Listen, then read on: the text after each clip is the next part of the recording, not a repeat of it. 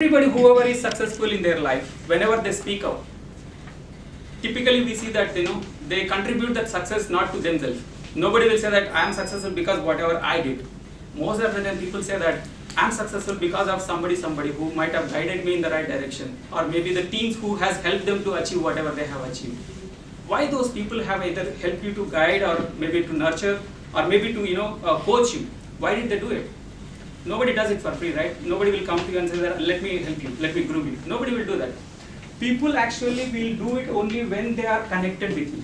Maybe like the way you talk to them, maybe the things you have done for them, whether it could be personal, professional, whatever it is. When you do the things, when they feel really impressed with you, then they think about, let me help this guy. So when do they do that? When they only connect with you. Now the question is that how to connect with them. So to connect with the people whom you are working with, you need to understand them. And that's where it comes, like understanding others and their working styles. If you really understand them, automatically you suit your model to their model, so that they are really agreeing to whatever you are saying, and then they automatically think about helping you. Okay, so how to do that? Okay, now before I talk about this, we have to tell you a little bit background. Most of the people, when we said that we are going to Bangkok, okay, nice time. But it was not actually that we went and had fun. We have been really had a grilling sessions. Before we went there, actually we have been asked to do a big kind of a questionnaire survey, and depending upon that, they have identified what model we really belong to. And then accordingly, they have given us coaching and guidance, how to work with the different models of people. There were case studies where we have been asked to enact, really practice those things. Okay. Now getting into the model. So overall, what they say is that broadly you can categorize people into 4 different working styles. The first one is D, which is dominating style or dominance. The second one is I, which is influencing style. And the third is S, which is for stable support kind of a model. And fourth is the conscientiousness, which is more of focusing on the accuracy part. Okay. So these 4 different people have a different kind of a qualities, different kind of a inspirations, different kind of a motivating factors. So let's look at that little bit of detail, what exactly they are. Okay. So the dominance kind of a model, these people are like very direct. They don't mince words. If something is not done, it is not done. They're not going to sugarcoat the things. They will tell you that this is not done. Okay? And then they are result oriented. Okay? No playing games, no excuses. Either it is yes or no. Okay? And third is that firm. They don't go back on whatever they say. Once they are done, what they have said, that's it. They're not going to back on that.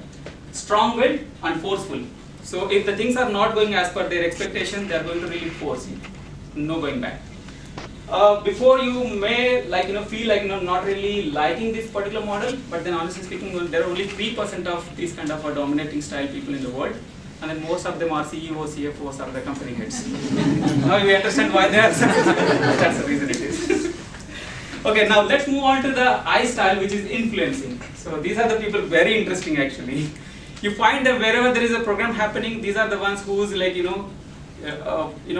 center of the attraction. Without them, you can't see that things happening over there. So they are typically outgoing, enthusiastic, optimistic, high-spirited, lively, right? Automatically, they have to be the eye of the, Okay, so what exactly, okay, 11% of the people belonging to this style. Do you know anybody who has this kind of a characteristic? Okay, we'll talk about that. Now, the third one, which is supporting guys or the steadiness guys. So these qualities are like patient, even-tempered, accommodating, tactful, and humble. Now tell you, this is the most common actually the style, and 69% of the people fall into this category. So human beings are normally the style guys, and they are very interested to help, and they want to be accommodating of others.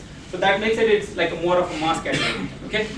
So the last one is that the conscientiousness. It is analytical, reserved, precise, private, and systematic. Okay, don't look at the BA team. They are actually. Okay, so these people are more quality oriented. They talk about the figures. They are very, very systematic. They follow the rule book like exactly. Nothing here and there. No deviation. Okay, so that's a kind of 4 models what we have. And not necessarily everybody falls into exactly the same category. It could be an overlap. It could be a mix of it. Normally we can't divide people exactly into this chord. So that's why it has been a combination of, a D can be a little bit of an I. That's why they become, wherever it is a combination of ID or a DI, they become outspoken and fast-paced. So out of the 4 leaders we have here, two leaders belong to this category. Any guesses? Yes, it is Dheeraj and Sudhir, they belong to this category, and then obviously that makes it really, why they are so successful in there. And then the second category is a combination of I and S, accepting and warm. Nice. And then we have somebody in the leadership who is very analytical, reserved, and then precise, private, and systematic, which is a little bit of a combination of C and S. That becomes a cautious and reflective. Well, no points for guessing it. It is Lakshmi.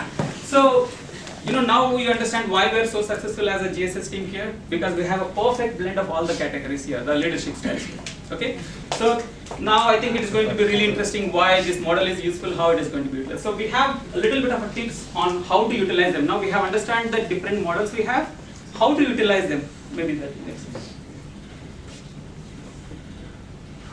So this, I'm not going to cover everything here, but I'll pick up the important ones. Probably it could be a combination of the other things also, and we can share this slide so that you can have it in leisurely, you can go through it, and then you can utilize it wherever it is possible. So if you want to really, motivate a D kind of a person, what exactly you have to do? So they will be motivated by the results and control. So if you are really giving the results, what exactly they are looking for, and then you are not really taking away their control on whatever the things they are doing, they are going to be motivated. So if you are the manager and somebody is reporting to you and they are of a D style, then you have to just tell them this is the task and this is what you are going to do. Nobody is going to touch you on that one, and this is the person who is going to get it done for you. Okay, and that's what you have to do. And if it is a person who is of an influencer style, what exactly you have to do? You have to ensure that he is participating. Obviously, you know that you don't need to tell him anything. Automatically, he is going to be. If it is a group activity, he is going to be the one who is a star. We see it always, right? And then they are like the ones who really require praising. If you really praise them a lot, obviously they are going to be more motivated by that. And then you have to, encouragement. So that's going to be something which you have to do. If you are handling a person who is of an influencer style, then these are the things you have to do. Now the steadiness guys are the ones who are, very complicated, honestly speaking.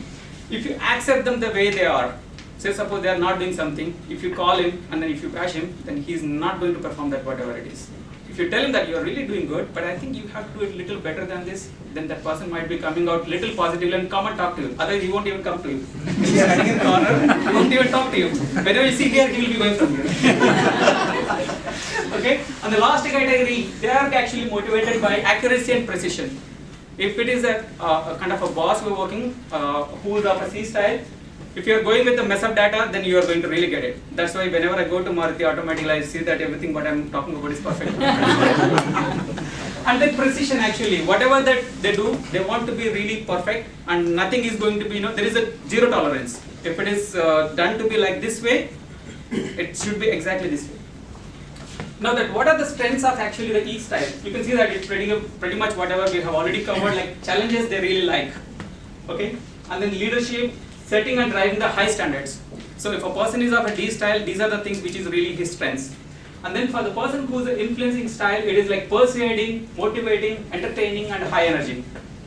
Why GSS is so much of energy? Automatically because the leadership is actually having a lot of energy. So that flows automatically to the downside.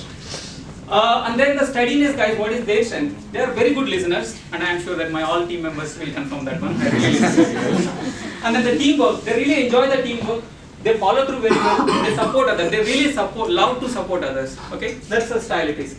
Following the rules is actually the core strength for the conscientious model, and then they are more logistics oriented, planning, creating systems and structures. So typically, if you give something to the C model, they will look at all the details 10 times, ensure that nothing is going even like a dot. This should be perfect. So that's the model what it is, and that is their strength.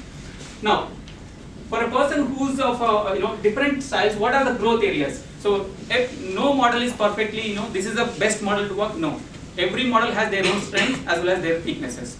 So if you look at the growth areas or the development areas for a D person, he need to be he normally tend to be impatient. If the things are not going as per his expectation, obviously he becomes impatient. So you have to see that if things are not going, you have to assure the person by telling him what exactly the things are not going why it is so.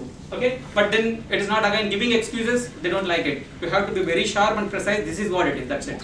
Okay. If you take it for half an hour to explain one point why it is not done, you will be shunted out. Okay. And then insensitive to others, poor listeners. So if you are not done, they don't look at what was the reasons. You're no good. That's it. End. And then for the influencing style, it is inattentive to detail, short attention span, and low follow through. For the steadiness, it is oversensitive, slow to begin, lacks global perspective. So normally the steadiness guys that really never gets a high picture, high level thought process. And for the C style, it is perfectionist and critical and then unresponsive. So if the things are not really as per their expectation, normally the things really won't go well with them. Now, the irritations. Typically, if you are handling a person into different styles, what is the thing you should not do? If you do this, then obviously they are going to be irritated. So what is that?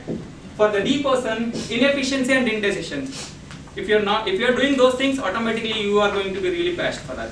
Okay. And for the I style, it is routines and complex. For an I person who is really bustling with enthusiasm, if you ask him to do the same mundane work every time, not making part of the whatever the initiatives or the extracurricular activities, they are going to be really bored. They are not the ones who are going to like the same thing every day. No, they have to have every time a new project or something new. Then only they really feel excited about the certain things. Okay. And for the S style, basically insensitivity and impatience. If in a group of people, if at all you are catching hold of a S guy and you are telling him that you haven't done this particular work in certain way, then you are gone. He will never ever work you for in the future. He's not going to really give you the respect whatever you desire. Okay. And for the C style, disorganization and informality. So if there is a rule book set up, if you are not following it, they are not going to like. So be careful whenever you are doing this with Lakshmi. Okay. You have to follow the rule book very carefully here. Okay, I think we have pretty much covered all the important aspects of it, and now it makes sense why we need to understand and how to really handle those model of styles, whatever the people are.